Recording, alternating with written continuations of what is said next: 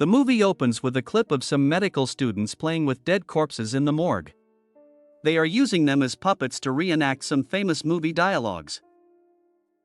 The scene then shifts to our protagonist, Dr. Ted, who is having a romantic time with his fiancée, Gwen. She is annoyed by the fact that he has to leave for 3 months, but he consoles her that time will pass away soon. Following this, Ted arrives at the Metropolitan University Medical Center, where he will be joining one of the best pathology residency programs in the country. He is greeted by a fellow resident, Ben, who takes him to the morgue room, where unexplained and mysterious deaths from across the city are examined. We can see several doctors dissecting the dead bodies to conduct an autopsy. Later, the two join a class conducted by the head pathologist, Dr. Morris. He explains that in this field of science, they have to explore all the possibilities to determine the cause of death. After the class ends, Ted approaches Dr. Morris, who praises Ted for his achievements in this field.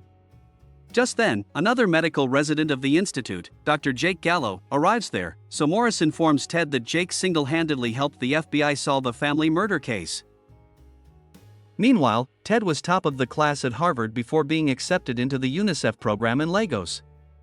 Despite these accomplishments, Jake doesn't seem to be impressed at all. He instead stares at our hero with a jealous look. Later, all the students gather for an autopsy. Jake, being as cocky as always, conducts only a surface check and concludes that the 11-year-old boy died due to kidney failure. However, Ted is not satisfied with the answer. He steps forward and confidently says that the boy died due to an asthma attack. Ted delved deeper into the psychological aspect of the case and learned that the boy was actually a victim of bullying. He was ridiculed for his obese body, which was caused by the regular intake of asthma drugs. When the boy couldn't take it anymore, he stopped taking the drugs, resulting in his demise. The other students, including Juliet and Griffin, are envious of the answer, and they stare at Ted angrily. Later, Griffin deliberately bumps into Ted outside the building. Griffin asserts that the team doesn't like Ted, but Ted simply says it's not his problem. The following day, the students gather for yet another autopsy demonstration, and Ted notices Juliet seductively staring at him, but he ignores her because he already has a fiancée. All of a sudden, the dead man begins shaking, so Ted reacts by stabbing his nape. The arrogant students believe he's killed the man, but Dr. Morris reveals that the move was a clever one, as it severed the dead man's nerve from his brain. Once again, Jake and his friends are less than impressed by our hero's intelligence. The only one who supports him is the nerd Ben. In the next scene, we see the students engrossed in their regular work. Jake goes on a rant about how more people should die rather than doing useless things in life. Most of his friends agree to this, but Ted doesn't. The two rivals come face to face later, where Jake invites Ted to join them for a drinking session down at the bar. Later, the two men join the rest of the group at a bar. Juliet and Jake turn out to be in a relationship. One of the doctors, Catherine, asks who they would kill if given the chance.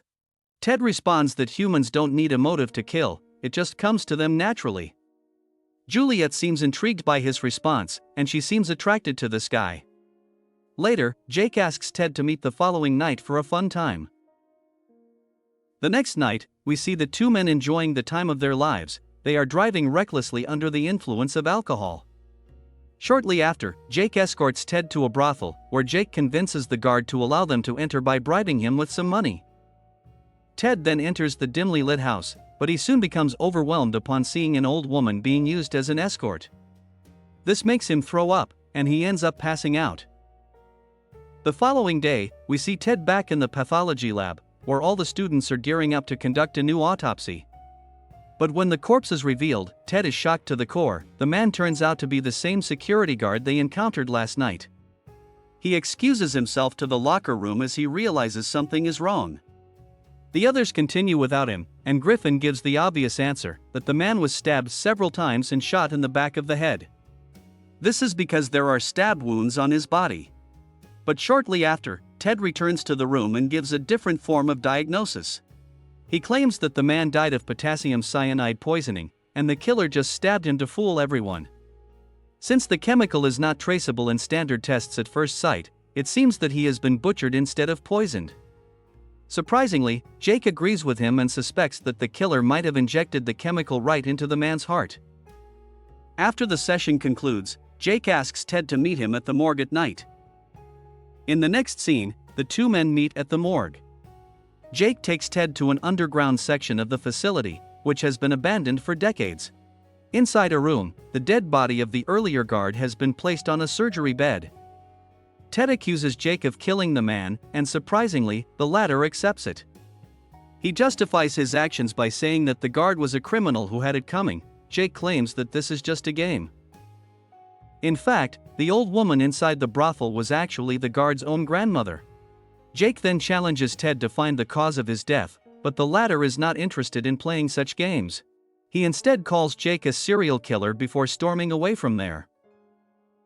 That night, Ted calls Jake and inquires why he trusted him with this secret, so Jake reminds Ted that he was also present at the brothel when the crime took place. His fingerprints and other samples are all over the place. Jake also claims that Ted won't disclose the secret to anyone because he will never get to play the game. The next day, Dr. Morris informs Ted that the results of the dead man's tests are out, and it concluded that he did not die of potassium cyanide poisoning. Hearing this, Ted decides to delve deeper into the matter. That evening, he approaches Jake and gives his final verdict, that the guard died due to nitric acid poisoning, not potassium cyanide. He was not injected by a syringe, but rather the chemical was mixed with flavored beer. Hearing this, Jake is impressed as Ted is able to uncover the actual cause of death. He then asks him to bring something to the table if he wants to be a part of the game. The next morning, Juliet approaches Ted outside the building and asks if he's ready to join the game. He is not sure about it, but she hands him his first assignment anyway. Ted is directed to a certain room in the hospital, where he learns that the target is a criminal who murdered his wife and both kids. The man also tried to kill himself with his gun but failed. That evening, while returning home on a bus, he sees an elderly lady having a heart attack. But instead of helping her, Ted simply gets off the bus and leaves, indicating that his priorities are slowly changing. The next day, he gets dressed as a nurse and goes to the target's room. Then, without any remorse,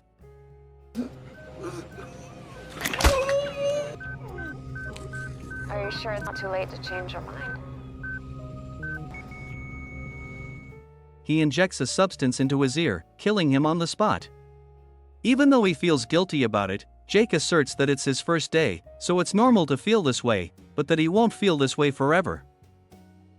Afterward, Ted joins the rest of the team in the underground morgue, where the deceased man's body is also present. Now, it's their turn to identify the cause of death. To celebrate his joining, Ted is given a substance to smoke, which he does. He soon becomes high and watches on as the others playfully dissect and mutilate the body.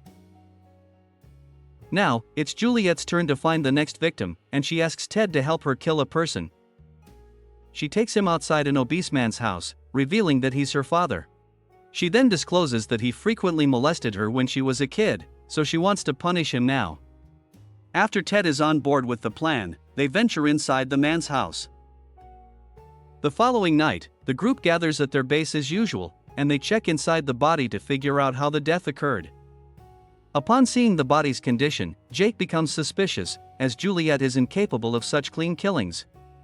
Here, we see that Ted and Juliet offer the victim a recreational substance to smoke, which he does happily. Ted then hands him a canister of liquid nitrogen, and the man casually smokes it, thinking it's another recreational drug. But soon, it freezes his organs, rendering him motionless. Juliet takes this opportunity to bash his chest repeatedly with a can of beer, shattering all his organs. After committing the horrific act, Ted and Juliet have a romantic intercourse session. Jake later approaches Ted privately and reminds him to play fair. Surprisingly, he also reveals that Juliet's father is still alive and well. The revelation leaves Ted shocked, as he realizes that they killed an innocent man the other night. Despite this, his relationship with Juliet grows stronger, and they have regular intercourse in the morgue. The game also continues as usual, and the group members kill several people to test each other with many kinds of creative murders, seeking ways to commit the perfect murder.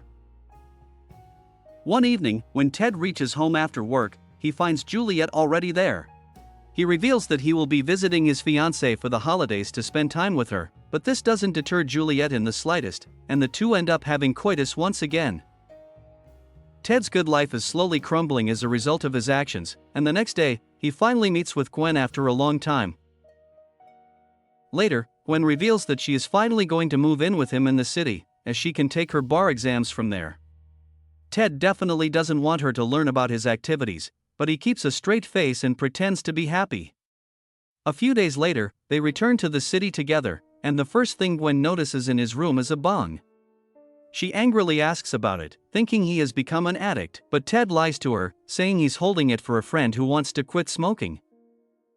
That evening, the two get dressed and head to a party organized by the university.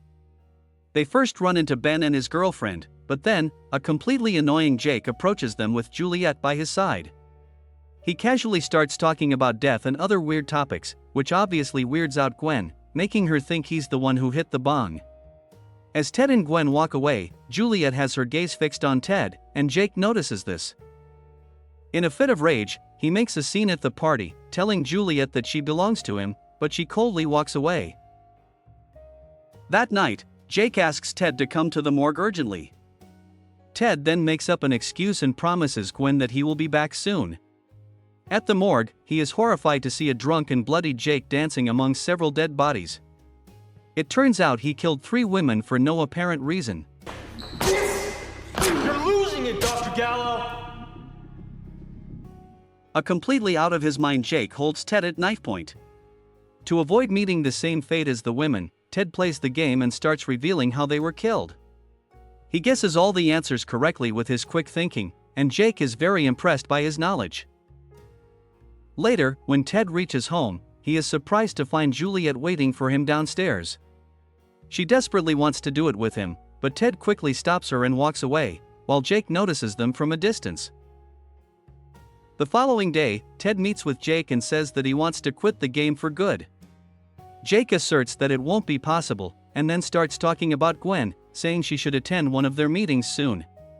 Hearing this, Ted gets scared, so he quickly apologizes and agrees to stay.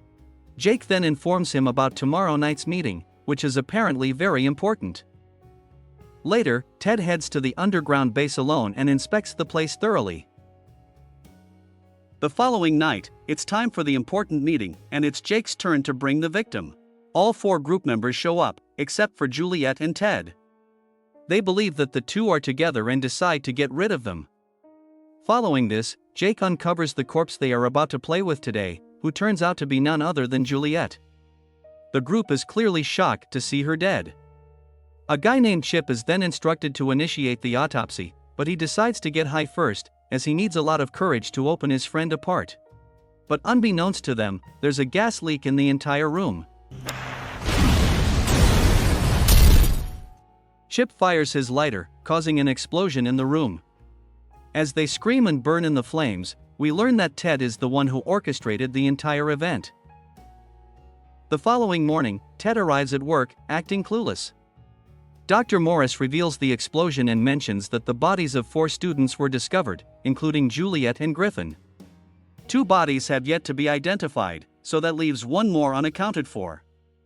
Hearing this, Ted is scared that the missing one might be Jake, so he tries contacting his girlfriend, but she doesn't notice the call. With no other options, Ted rushes to his apartment on foot. At the same time, we see Jake, who's still alive, arriving at the apartment. Poor Gwen opens the door when she hears the bell and sees Jake. When Ted finally arrives home, he discovers his girlfriend lying on the bed. Unfortunately, it's too late now. After confirming that she's dead, he hugs her and starts crying uncontrollably. The next morning, he is approached by Dr. Morris, who reveals that the missing Jake is the prime suspect in the murders, and the cops are on the hunt for him. Morris claims that he hasn't been able to find the cause of Gwen's death. In response, a grief-stricken Ted says he will do the autopsy himself, and Morris agrees. With this, Ted gets straight to work and starts dissecting his girlfriend in the pathology room. After examining her body thoroughly, he notes down his diagnosis to inform the police and her family. The next evening, we see Ted still engrossed in his research. But then, when everyone departs and he is left alone,